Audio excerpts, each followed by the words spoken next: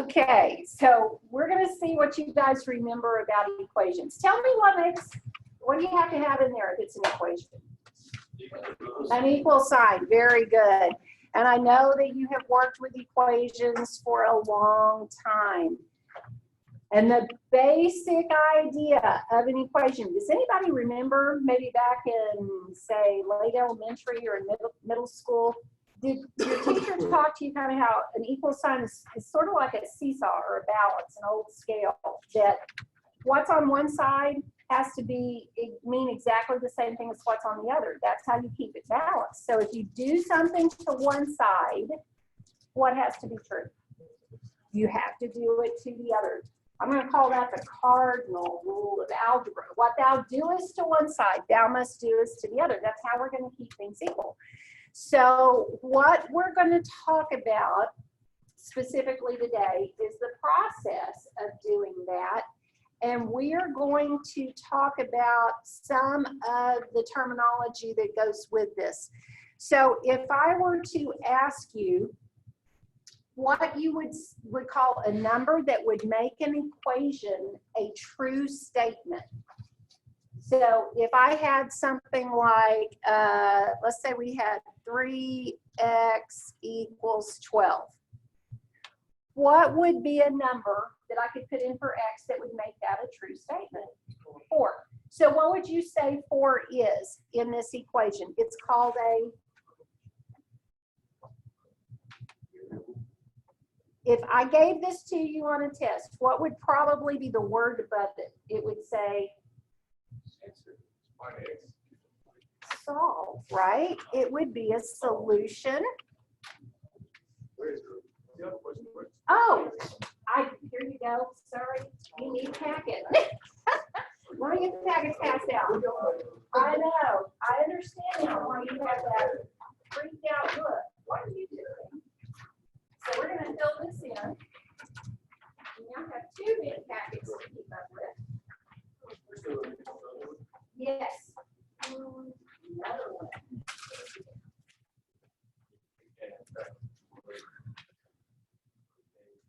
Okay, so just to clarify, hang on to the other packet because we didn't finish it. We're going to do this, and then we'll go back and have to do a little more in the review packet before we do the next lesson. And so we'll have to do quite a bit of that here in chapter 1. But there was a lot we had to cover before we were ready for this section. So now that we're starting our notes in chapter 1, it says a number that makes an equation a true statement is called a solution. Or I'm going to give you another word that you could use for that. You could call it a root. And we're going to add some other words to this that as we go, we're going to find lots of different, and sometimes that's the problem whenever you're taking a test. It may ask you to do something and you don't understand what that word means. So we're going to talk about a lot of different ways they might ask you for an answer. The set of all numbers that satisfy an equation would be called the what? If a number that satisfies or makes an equation true is called a solution, what do you think the set of all numbers that satisfy an equation would be called? The solution set. Sometimes more than one number can make it true. And we'll look at some examples of that as we work through here. Okay, so it's called a solution set if there's more than one number that would make it true. And equations with the same solution set. In other words, if I have 3x equals 12 as one of my equations, and I had 6x equals 24, guess what those two are called? They are equivalent equations. Equivalent equations. They have exactly the same solution set, but the two equations don't look identical, but they mean the same thing, okay? So if we're solving to find a solution, we're going to need to know the properties of equality that will let us get there. And there are two primary ones we're going to talk about: the addition and the multiplication properties of equality. So here's what this is saying. If I have some equation, there's an equal sign, something on the left, something on the right. Probably, because this is algebra, you're going to see an x in there or some variable. And we're going to try to get to where we can figure out what that x needs to equal. Here are the rules. If I want to add a number to one side, and I would do that if I'm trying to get something to cancel out or become 0 on that side. If I add something to one side, I've got to add the same thing to the other. Now, if I can add things to both sides, do you think I could also subtract things to both sides? The answer is yes, because remember, subtraction is the same thing as what? Adding the opposite. So really, subtraction can be thought of as an addition problem, because I could think of it as adding the opposite. So I can add or subtract the same number from both sides. Here's the other thing. If I wanted to multiply or divide both sides by the same number, I can do that as well. And that's what you did mentally on 3x equals 12. How did you know x was 4? What did you do to solve for x? You divided by 3. And so if I divide both sides by 3, the only thing that would be left on the left side is x, but then on the right side it turned into 4. So I can multiply or divide both sides by the same number, except notice this, I can't use 0. Why would that be? What happens if I multiply anything times 0? It becomes 0. So it doesn't keep it an it's not going to benefit me at all to multiply both sides by 0. It's just going to make both sides become 0. And I can't divide by 0 because I can't have 0 in the denominator of a fraction. Okay? Now, if you go to the next page, we're going to practice how to solve some linear equations. Notice what we've got here. This is going to pull together some of those review topics we did over the past week and a half. What do you notice we're going to have to do in this thing? You recognize something? Like if I asked you what we would do first, say it again. Distribute. Very good, because if I'm thinking about simplifying what's inside the parentheses, are these like terms? 3x minus 5, are those like terms? No, there's two terms. How do I know that? How can I tell how many terms are in here? What separates terms? Plus signs or minus signs. So because I see a subtraction sign, there's two terms in that parentheses, but they're not like terms, so I can't make it one term. Same thing here. So now what I'm going to do is use the distributive property. And will I need the distributive property on the right side of the equal sign? Yes, why? Good, there's a subtraction sign in front of the parentheses, and we talked about this last class. I can either think of it as subtracting everything in the parentheses, or I could distribute like a -1 and multiply it times. It's going to change the sign of everything in the parentheses, right? So we start with the left side, and the first thing I notice I can do is distribute. So you tell me what I get when I multiply a -4 times 3x. -12x. Now let's multiply the -4 times what? And what do I need to pay attention to with these signs? Do you remember? Sign in front of a number stays with a number. So I'm really multiplying -4 times -5. What's a negative times a negative equal? Excellent. So that's going to be plus 20. Agreed? Okay, then you put down your equal sign, and now we're ready to work on the right side. What should I write down now? Okay, so tell me what would be the first thing. The 3, good. 3 is just 3. There's not anything that I'm doing with the 3 except I will subtract whatever's in the parentheses from 3 when I get to the end. And since there's a subtraction sign in front of this, remember we said we could think of that as 3, and that subtraction could become adding the opposite. So it's like 3 plus -1 times 8x plus 7, and I can distribute the negative through. Or some of you said you just wanted to make all these signs opposite and get rid of the parentheses that way. So tell me what I need to write after the 3. -8x or -8x, and then -7. And again, if you wanted to write them as plus a negative, that's okay too. All right, because subtraction is the same thing as adding the opposite. Either way, just remember not to lose your signs. Okay, so I've gotten rid of the parentheses. That's going to be the first important thing. I can't put like terms together if some of them are inside of parentheses and I needed to multiply and some are not. So now that the parentheses are gone, we're going to start with the left side and we're going to say, do I have any like terms over here now? No. So I'm just going to recopy it like it is because these are not like terms. Now when I look at the right side, do I have any like terms? What can I combine? I've got a 3 and I've got a -7 that I can add together. So when I add those together, I get good, because the signs are different. Subtract the numbers. Your answer takes the sign of the larger number. So that's a -4 plus a -8x, or -4 minus 8x, whichever way you want to write it.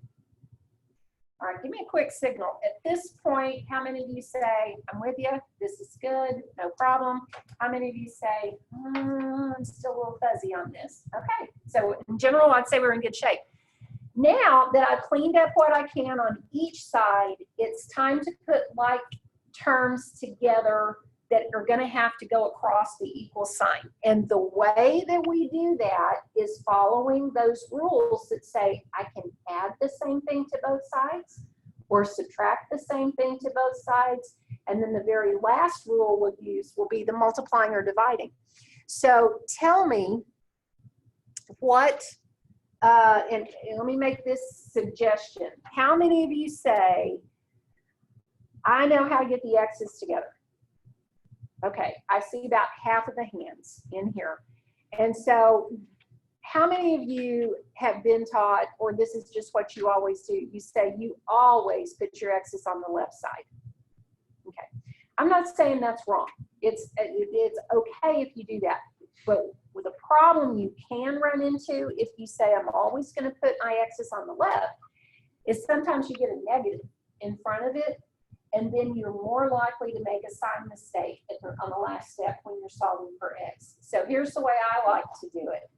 I figure out which of the, if I've got x's on the left and x's on the right, I'm going to ask myself which one of these guys is the smaller coefficient. Okay, and the way I do that is I'm going to think about a number line. So if I were thinking about a number line, one thing that's sort of interesting is this coefficient is -12. This one is what? -8. If I were picturing a number line, when I start going to the left from 0, which one of these am I going to run into first? The -8 or the -12? The -8. And if I go a little bit further, I'm going to get to -12. So can you tell me which one of those is smaller? The -12. That's further away from 0, further to the left from 0 than the -8 is. That's the one I want to move, because if I move the smaller one, I'm going to end up with a positive number in front of x. So if I want this -12x to go away on the left side, what can I do to make it go away? Perfect. You add the opposite sign. I'm going to add a positive 12x, but if I add positive 12x on the left, I've got to do what else? Add it to the other side. Perfect. Okay, so that's what that looks like. Now, these are going to cancel, which is why I did it. And the only number I have on the left is 20 equals, now, I still have a -4, don't I? plus, what's negative 8x plus 12x? Negative 4. Is it a positive 4x or a negative 4x? How do I decide? Negative 4x. Because subtract the numbers and your answer takes the sign of the larger number. It's a positive 4x. That's why I added the 12x, so I could keep the number in front of the x positive. Okay? So I've got 20 equals a negative 4 plus 4x. Are we still okay? All right. What do you think should happen now? I got the x's together. Good. Move this minus 4 by adding 4 to each side. You guys sound like you're pretty confident on how to do this. And so what number's on the left? 24 equals what number's on the right? 4x. Now, at this point, I've got one term on the left, one term on the right, but it still doesn't say x equals. What do I do to get x by itself?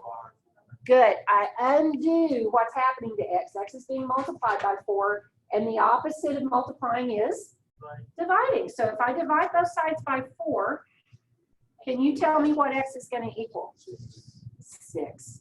Now, question? So I did it like I brought x on one side, Mm-hmm. on the left side. Yeah. And I subtracted. I got x equals 6, but I did So if you moved your x's to the left, did you have a negative 4x equals a negative 24? Yeah. And that's perfectly okay. The only problem is you're more likely to make sign mistakes because you had to divide those sides by a negative, and then you had to know that a negative divided by a negative gives you a positive. And if you don't make mistakes when you do that, that's okay. You can do it that way. But if you know you have a tendency to make sign mistakes, this will help you avoid having to work with as many negatives. Okay, that would be the only reason that I would say always move the smaller coefficient. Okay, so if I were to ask you on a scale of 1 to 5, we're going to use our fingers for you to signal me here. 1 being, there's no way in the world I would ever be able to do this thing all by myself. 5 is, I knew how to do that even before you started talking. Give me some fingers so I can tell where we are on this. Okay, I'm seeing a lot of 4s and 5s, which is a good thing. So we're going to say as long as we have something that looks sort of like that, we can solve those. Now, I'm sure some of you are so excited to see what's in this next example. Your friend, the fraction, is back. You love those fractions, don't you? No? I still haven't convinced you that you should love fractions. Okay, well, let me ask you this. What if I told you because there's an equal sign, you could get rid of all the fractions in the beginning? Would you be more excited? Would you like to know how to do that? it's like you have to multiply the fraction by the denominator. You are on track, Keontae. So here's the key. If I can figure out what would be the LCD, because remember, I'm seeing some plus signs and minus signs, and I know if I'm adding or subtracting fractions, I have to have a common denominator. So instead of keeping all the fractions, I'm going to first figure out what the common denominator is as if I were going to keep the fractions. So look at all your denominators. I've got a 10, a 2, a 5, and a 5. What would be the smallest number all of those denominators could divide into evenly? 10. Remember, it'll never be smaller than your biggest number. So the first thing I check is, would 2 divide into 10? And you say yes. And will 5 divide into 10? And you say yes. That means my LCD is 10. So here's what I'm going to do with it. I'm going to now eliminate these fractions by multiplying every term by the LCD. Now here's how that looks. I'm going to recopy this. 3x plus 6 over 10 minus 1/2 x equals 2/5 x plus, and then we've got 33 over 5. And here's what I want to do. I'm not going to change every fraction so that it has a denominator of 10. I'm going to multiply by 10. And because I'm multiplying it by a fraction, I'm going to write it as 10 over 1, not 10 over 10. Okay, that's not what I'm doing here. I'm just going to I'm multiplying the left side, everything that's on the left side, by 10. So I'm going to make it 10 over 1. But then I have to multiply everything on the right side by 10 as well. Didn't we say that was perfectly legal? As long as I do the same thing to both sides. That's the key here. Yes?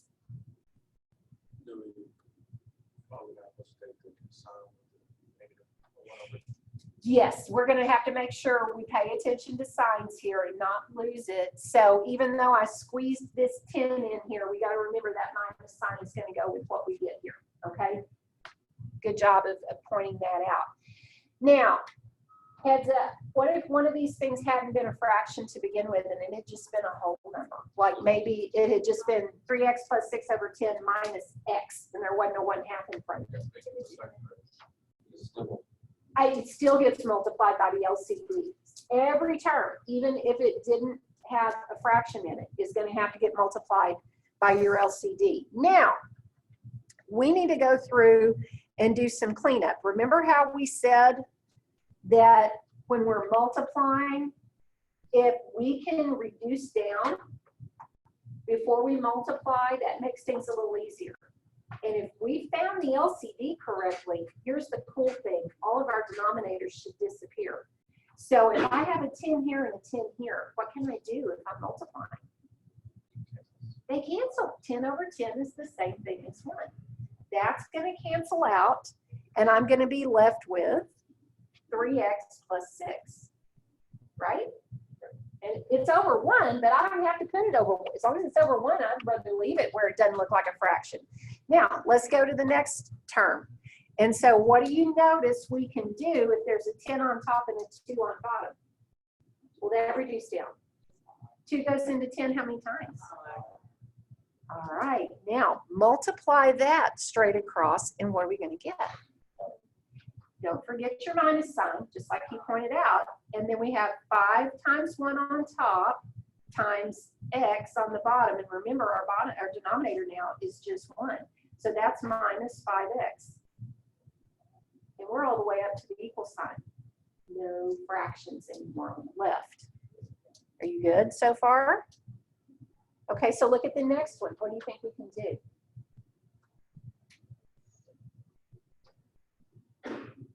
Do you see a common factor we can reduce? Okay, so what can we reduce down? The 10 over 5. What goes into both of those evenly? 5 goes in, and that's going to leave a 1 on the bottom and a 2 on the top. Now, if you multiply straight across, what's this going to be? 4x. Good job. Don't lose your x.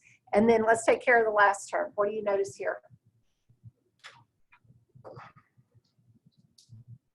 All right, 5 goes into 5 once, 5 goes into 10 2 times. So what's that last term going to be? Plus 66. No fractions. Voila. Did that just make life better? I think so, because we don't have to keep up with the fractions now. Do I have somebody who would like to come up here and finish solving this for us? We're right on the smartboard. Come on down. Come on. You worked on the board the other day. You can come and finish this off if you want. I promise it's real easy. You just use your finger. Nobody? Oh, man. Come on, come on. Can I use like if you want to grab the stylus, you can use the stylus. I found it was easier to use my finger, but you're welcome to use the stylus. So, all right. So where do you start? So like, do you want to do it like how we just get the smallest x to, or kind of do it my way? Or? Well, okay. So you guys kind of, because you're going to be our scribe, they're going to help communicate to make sure we know how to do this. What would he want to do first, or what should he do first at this point? I don't see any more parentheses anywhere. So look for combining like terms on one side. So when you look on the left, what could you put together? What's going to be 3x in the 5x or the negative 5x? Okay, so what's that going to be? It'll be negative 2x. Okay, so let's write that down.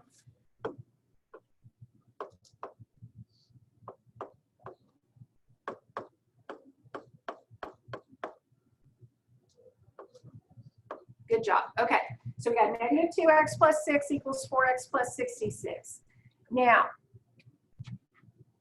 what do y'all think you would do next? Yeah, like take the 6,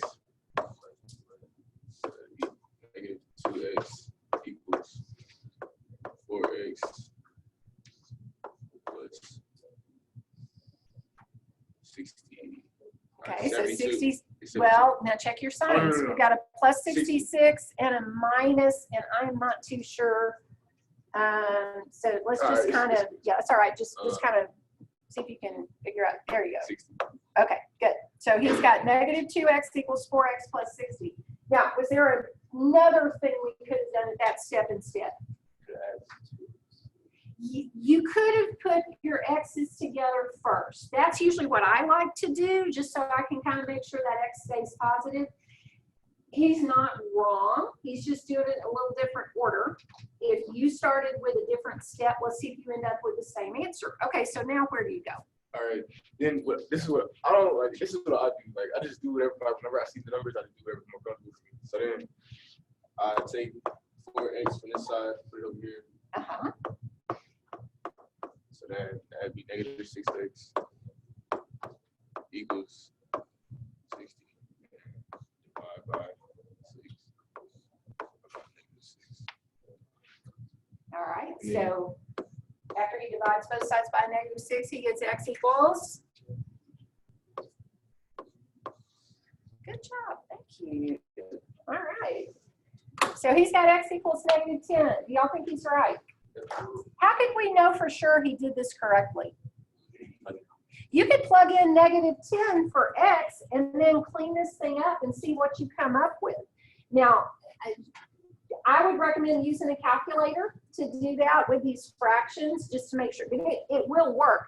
The other thing we talked about, I'm going to change colors here, is if on this line, if we had wanted to, I'll come back down here. If we had wanted to get the x's together first to try to keep them positive, then you might have added 2x to each side as your first step. And if you did that, then you would have had 6 on the left equals, and this would have been 6x plus 66. Then if you subtracted 66 from both sides, you would have had a negative 60 equals 6x. And then when you divide both sides by 6, that's how you would get x equals negative 10. Same answer, different way to get there. All right, so we still good? Anybody remember before we went through this that you could get rid of fractions in equations? Is this nice to kind of clear the cobwebs? You probably haven't done it in a while, but it does make life easier if you do that. Okay? So part of what you're going to do on the homework for 1.1 will be what we just practiced. You're going to be solving linear equations. Here's another thing it's going to ask you to do is identify whether your equation is conditional, which is the kind we just looked at. It means under this condition, like on our last problem when x equals negative 10, that's a solution. There's only certain numbers that will be make it true. But there's two other things that can happen. Has anybody ever solved an equation and all of a sudden your x's disappeared? It can happen. We're going to look at that and we're going to talk about what that means if you're solving and an x disappears. So let's go back to our notes.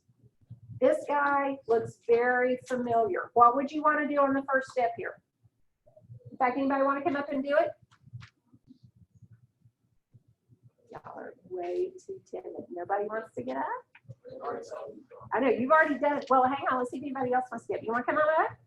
Come on, Quay. Yeah, come on, Quay. All right, won't take long. This one's pretty straightforward. We'll let him do it.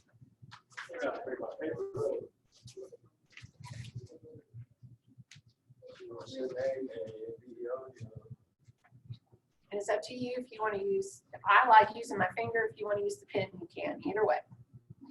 Well, so first step, I gotta identify the like terms, right? Yeah. So you see any like terms that are already on the same side of the equal sign, either left or right? Or are they different? They're different. Okay. So what do you want to get together first? So we want to get together first. Uh-huh. Left side.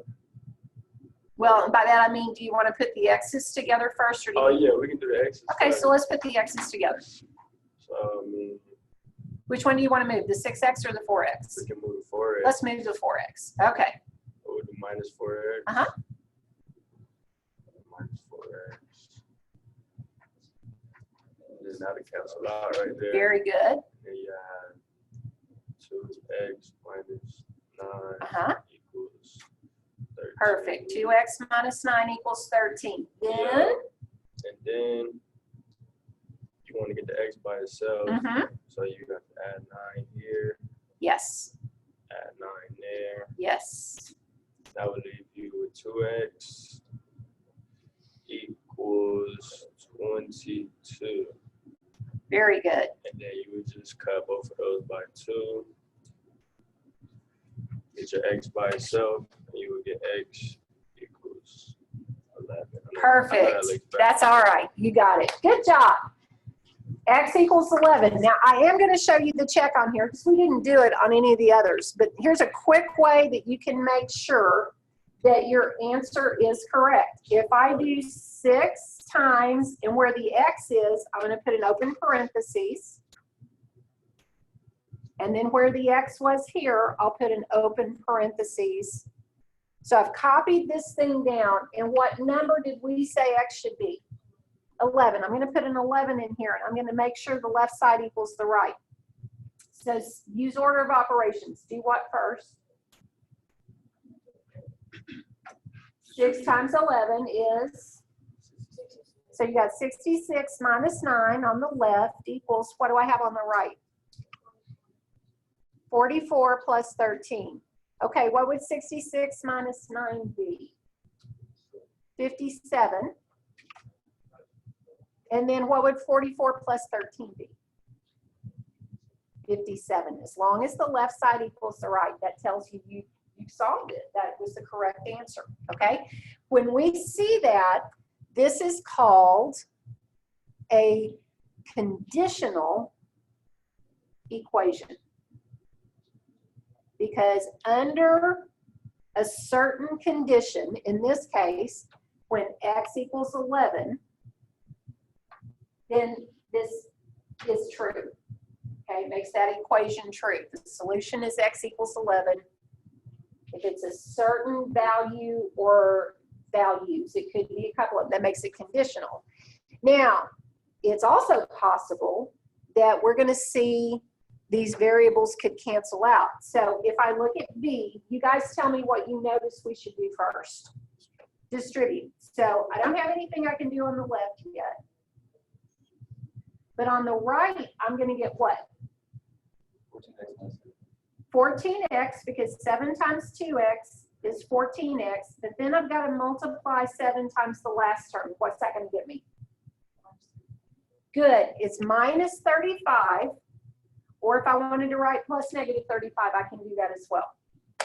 Okay, so I got rid of the parentheses because I distributed. Now, what happens when I get these x's together? Because I'm going to do what to both sides? Subtract 14x, right? Now, here's where you got to be careful. Remember, x is a number. I don't know what it is, but think of it like it's an apple. If I have 14 apples and I take away 14 apples, what do I have left? 0. I have no apples. So there's no x there. It's just gone. Same thing here. And if my x's have all canceled out, what I'm left with is a number on the left and a number on the right. What's the number on the left? What's the number on the right? Negative 35. Now here's the question. Is that statement true? If you think 10 equals negative 35, I would love to do a money exchange with you. I think I could come out on the winning end, okay? 10 is not the same thing as a negative 35.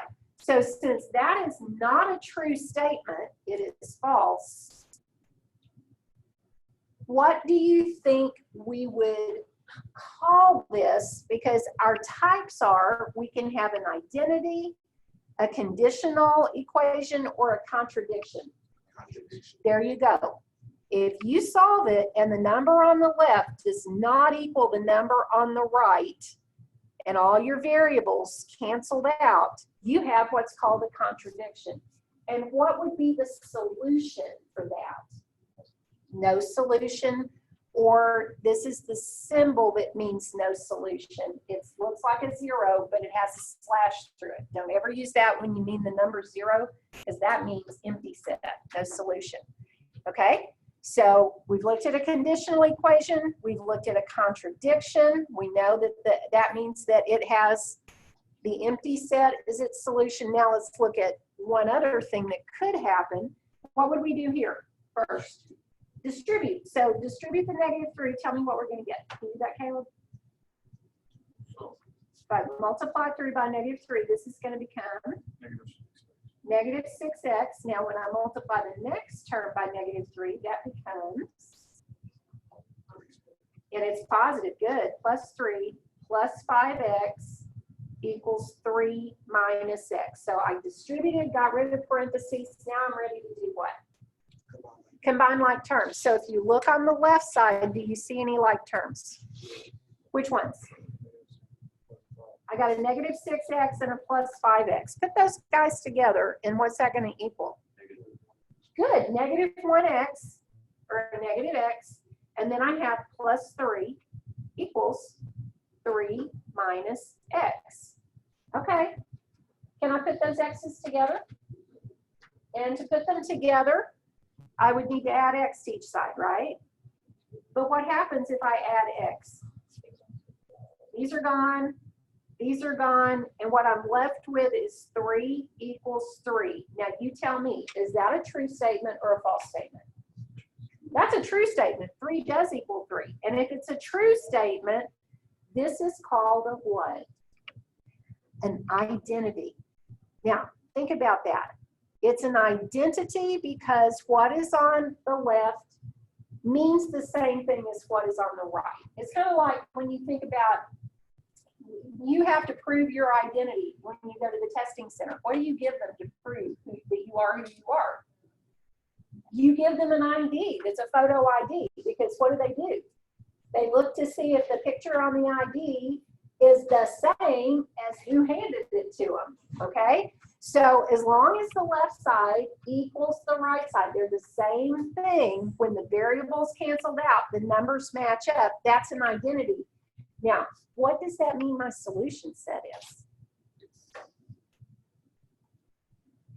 Does it matter what number I put in for x? Will it still make it true? So if I can put anything in for x, what can I say? All real numbers. We talked about the number sets a little bit the other day. Any real number. I can put in 5. I can put in negative 2,700. I can put in square root of 4 or square root of 7. Doesn't matter. I can pick any number I want to. The left side's still always going to equal the right side. So we have now covered our 3 cases. One of them is when we get x equals a number. And that's called what? Remember the name for it? What kind of equation is it? If I get x equals some number. That's called conditional. Very good. And that's my solution, whatever that number is. But I also know sometimes x's can cancel. If it leaves me with something where the numbers are not the same, it gives me a false statement. That's called a contradiction. The solution is It asks me for the solution. It's no solution. But if my variables cancel out and I get a true statement, like 3 equals 3, that's called an identity. And what's my solution set? All real numbers. Perfect. So let's see if we can fill in these blanks correctly. So if we solve a linear equation and we end up with a true statement like 0 equals 0, now do you see an X in there? I don't. It just says a number equals the same number. What do we call that? Good. The equation is an identity.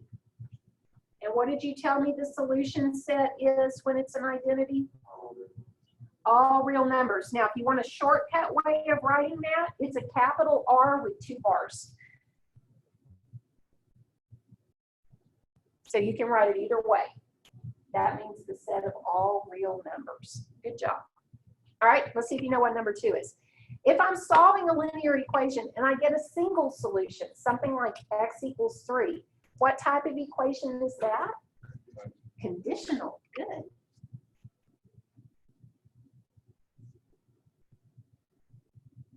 And its solution set consists of, it's going to be one number. In this case, it would be 3. If it's x equals 3, 3 is my solution set. All right, and if I'm working with something that's linear, it's just going to give me one solution. And then the last one says if I'm solving a linear equation and I get a false statement, like -3 equals 7, we call that a what? Contradiction. Good job. Contradiction. And what did we say would be the solution set for a contradiction? No solution, and the symbol for that is empty set, which is a 0 with a slash through it. And I believe we just finished the notes for lesson 1, correct? That is it. So,